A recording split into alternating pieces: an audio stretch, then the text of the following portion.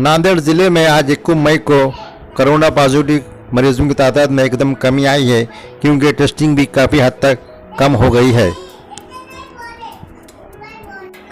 आज सिर्फ 2112 अफराद की रिपोर्ट मौसूल हुई है, जिसमें से 584 अफराद पॉजिटिव पाए गए हैं, जिसमें नांदेड़ म्युनिसिपल कॉर्पोरेशन हदूद में सिर्फ 175 अफराद की रिपोर्ट पॉजिटिव आई है।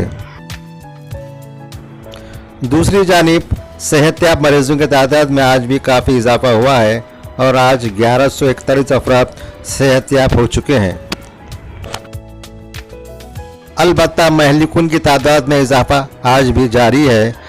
आज रिपोर्ट के मुताबिक 22 मुतासरीन की इस वबा से मौत हुई है।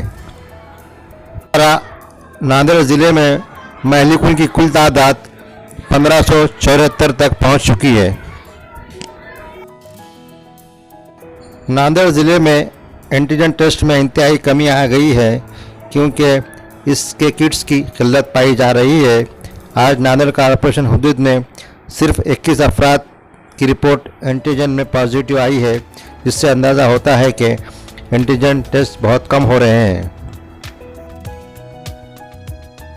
एंटीजन टेस्ट की रिपोर्ट फिल फॉर मौसूल हो जाती है, जबकि RT-PCR की रिपोर्ट के लिए तकरीबन 1 या 2 दिन का वक्त लगता है।